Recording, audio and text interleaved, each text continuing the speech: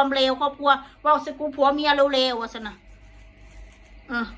กูบ่เลวสมึงต่อให้กูมีความเลวกูบ่เลวสมึงดอกเด้อกูสิบอกว่าให้กูอยากหู้เท่พ่อกับแม่มึงหูจักบ่มีลูกสัวๆมาแบบมึงนี่พ่อกับแม่มึงน่ะบ่อีหีงอกอีหัวงอกแม่มึงกับปักหัวงอกพ่อมึงนั่นกูถามแน่มันสิหูจักอยู่บ่มึงเป็นสันดานมาแบบนี้หาดาชาวบ้านนะกูถามแน่มาหาตามเราวีเด็กน้อยมาหาตามเราวีเด็กเป็นไข้ไม่สบายว่ะสัน